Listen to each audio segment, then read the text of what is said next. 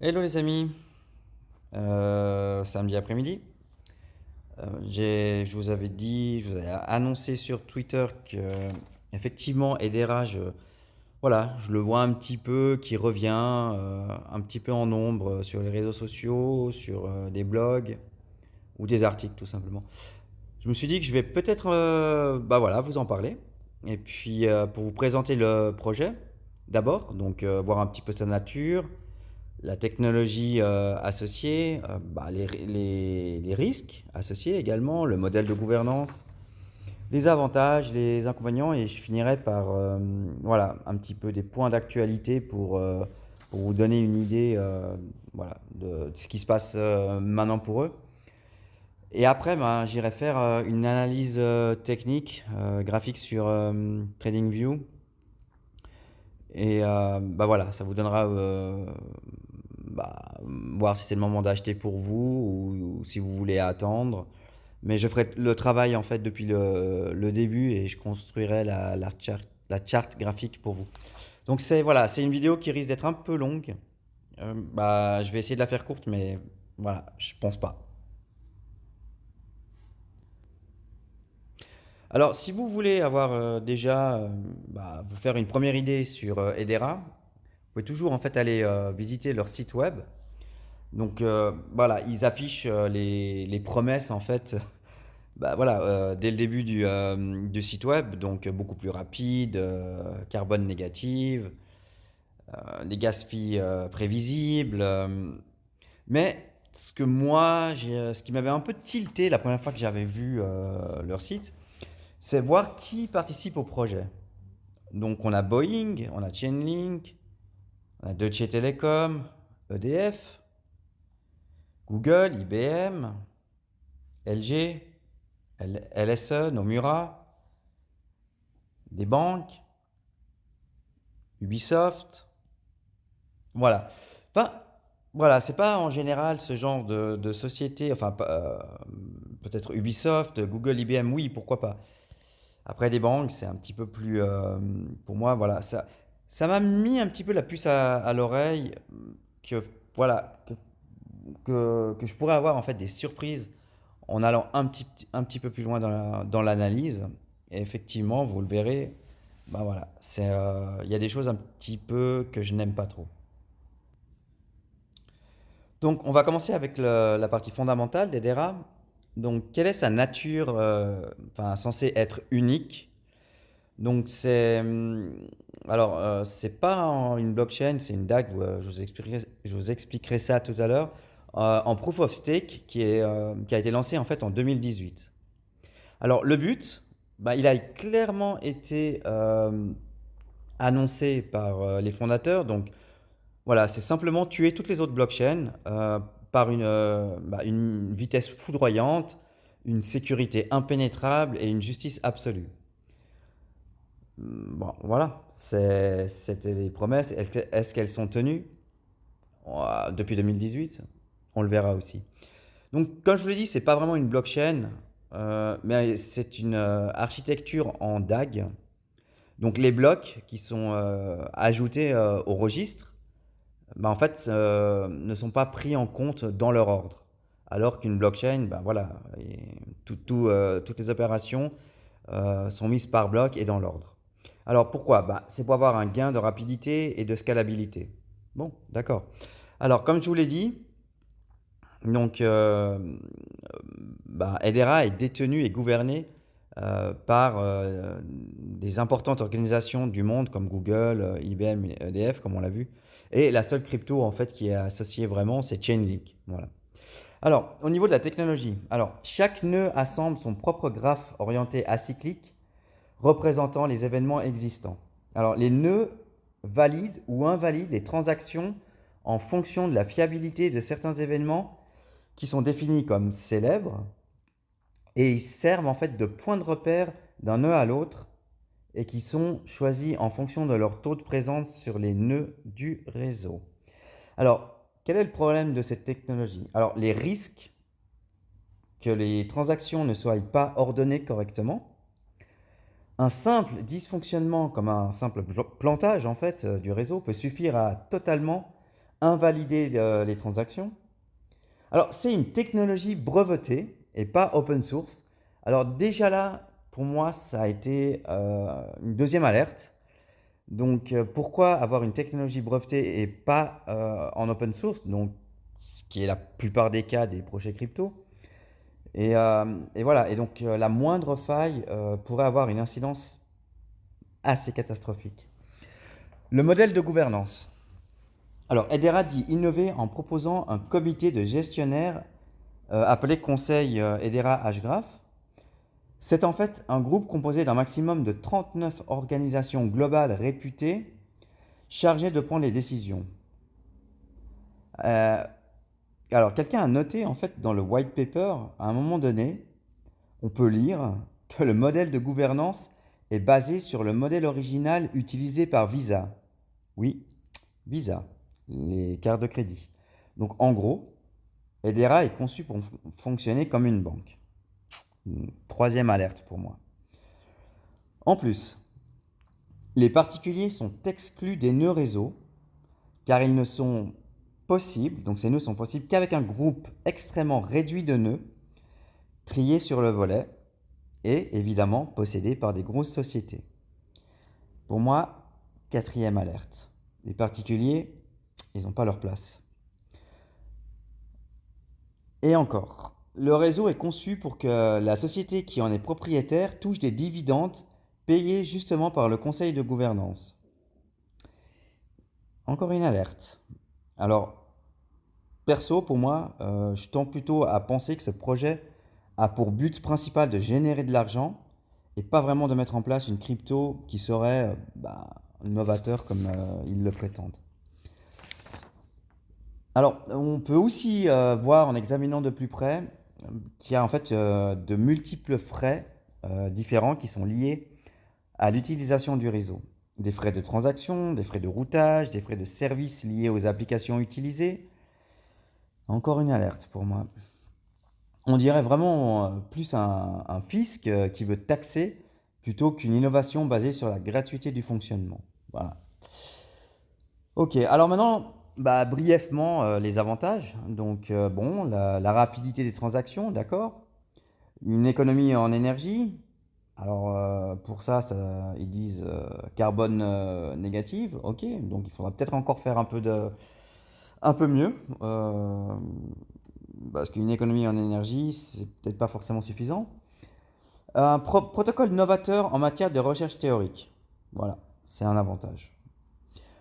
Mais malheureusement, il y a un petit peu plus d'inconvénients. Donc, je pense que vous l'aurez compris comme moi que la conception de ce projet a l'air plutôt centralisée, bien plus centralisée que l'on pense. Alors, pour moi, avoir un système breveté et qui n'est pas open source, c'est clairement un inconvénient. Le protocole, en fait, n'a toujours pas fait ses preuves en matière de sécurité. Ça, c'est une chose. Le coût d'utilisation, donc avec la présence de multiples frais différents. Et les deux fondateurs, en fait, sont connus pour avoir des liens douteux avec l'armée américaine. Alors, Est-ce que c'est... Voilà, bon, on va s'arrêter là pour ça. Alors, au niveau de l'actualité, donc Hedera, en fait, a souffert d'un déclin de 76% de ses transactions pendant le trimestre dernier. Donc, il y avait une moyenne de 19 000 transactions mensuelles.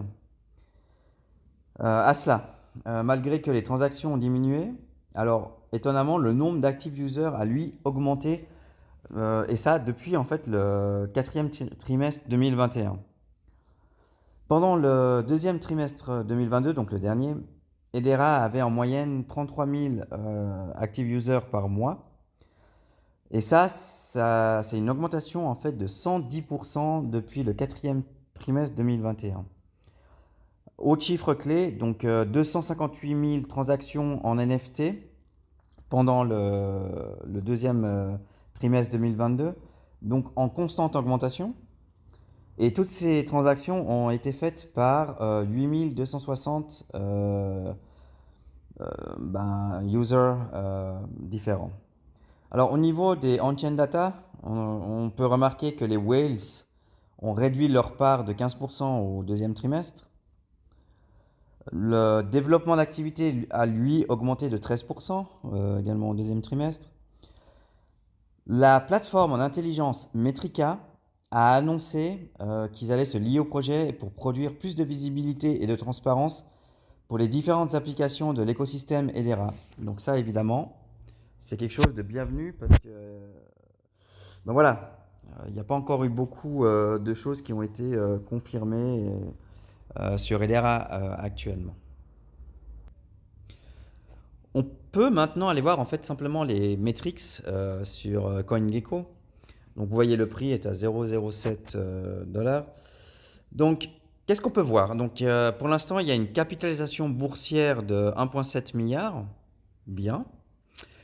Le volume d'achat et de vente sur 24 heures, de 24 millions, donc ça c'est un peu bas, je dois avouer pour moi. Alors quelle est l'offre en circulation? Donc en fait c'est tous les tokens qui sont actuellement en circulation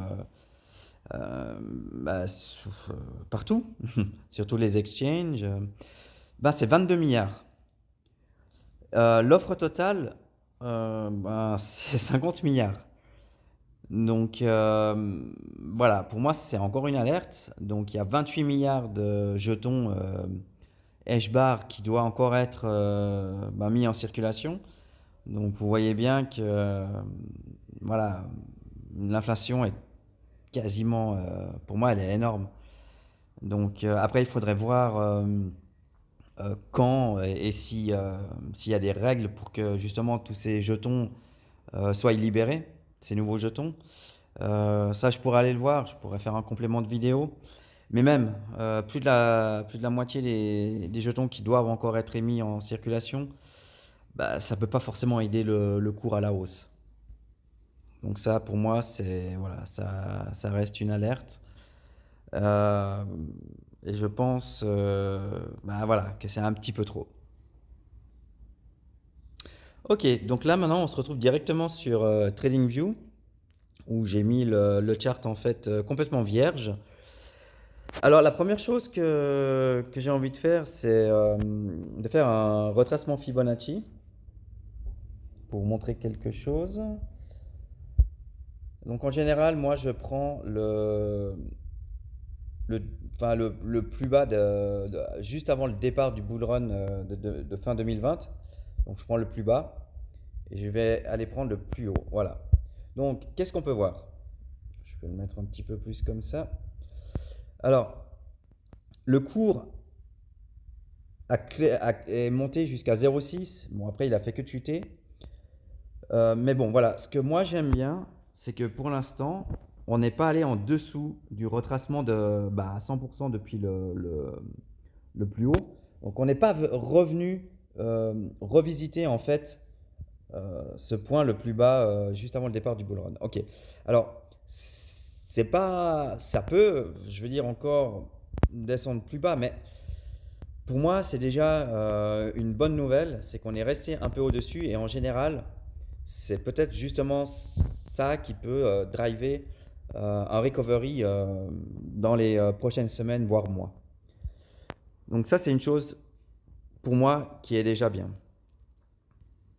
Donc je vais le laisser. On verra si j'arrive à avoir tous les indicateurs en même temps, si ça fait pas trop brouillé. Alors, ça, donc là, on est en daily, donc on peut. Moi, en daily, j'aime bien justement prendre des supports et résistances. Donc là, vous voyez, il y en a un beau qui est à le 0,78 de Fibonacci. Donc ça, c'est cette ligne jaune. Bon voilà, c'était un support qui avait bien tenu dans la première phase descendante du bull run. Qu'est-ce qu'on peut aller voir? Je vais encore mettre celle-là qui a aussi un peu tenu. Voilà. Je ne vais pas en prendre des plus hautes parce que pour l'instant, ça sert strictement à rien vu au niveau où on est actuellement. Est-ce que je vais en mettre une autre? Non. Ok, donc je vais passer en 4 heures pour voir. Ok, donc en 4 heures, donc ce qu'on peut analyser, c'est que le support en fait de cette ligne jaune là actuellement où on est, pour l'instant, ben, depuis le 11 juin 2022, ben, ça agit plutôt comme résistance. C'est pour ça que moi, je vais pas forcément acheter actuellement. Ou alors, pas tout. Alors là, je vais tirer aussi un support.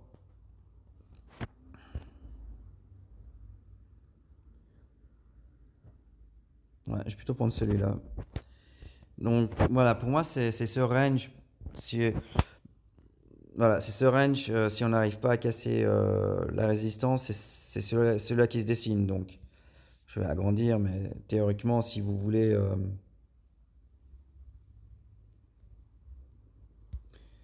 si jamais cette résistance devrait nous remettre en bas du canal, du range, ouais, bon, voilà, c'est 21%. C'est correct. C'est pas si grand, j'avoue. Je pensais que c'était plus. Donc du coup, vous voyez bien hein, que... Ah, dis donc, en 4 heures, on a recassé la résistance. Bon, on peut... Qu'est-ce qu'on peut voir? Ici, au niveau du RSI, en haut, tout en haut, on a redépassé les 50. J'aimerais bien... Ok. Agrandir un petit peu. Mais bon, on voit ici on a fait un sommet, ici on a fait un sommet plus bas. Donc si on tire une ligne, c'est possible qu'on casse ça aussi. C'est plutôt bon signe également. Alors au niveau du MACD, ah bon voilà, là j'y arrive. Donc qu'est-ce qu'on peut voir? Qu'on est repassé au-dessus de zéro. Donc ça a déclenché un mouvement haussier qui a déjà commencé. Hein. C'est pas tout neuf tout ça. Mais c'est évidemment bon signe aussi. Donc, est-ce que c'est le. Bon, par contre, le stochastique RSI, lui, plutôt inquiétant, il est. Ouais, il est. Ouais, bah, il est haut, hein. Je vais pas. Proche des 100. Ouais, non, c'est énorme. Alors, on a cassé. Je vais peut-être plutôt aller voir. Qu'est-ce que ça donne en 1 heure. Donc, qu'est-ce qu'il me fait là? D'accord. Merci, c'est pas du tout ce que j'avais demandé. Super. Donc, je continue à avoir des problèmes d'écran au niveau du touch. Donc là, alors ça se bloque. Ok, bon, je vais aller comme ça. Ok, désolé. Donc je vais aller voir sur 1 heure. Qu'est-ce que les signaux nous donnent? Je pense qu'en général, il n'y a pas...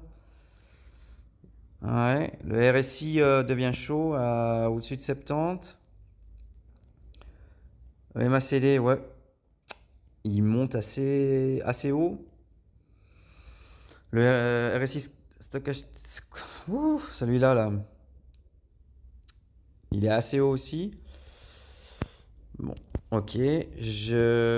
Pour le moyen terme, bah, vous savez quoi, franchement, quand j'ai vraiment analysé ce matin, on n'avait pas cassé en fait cette résistance.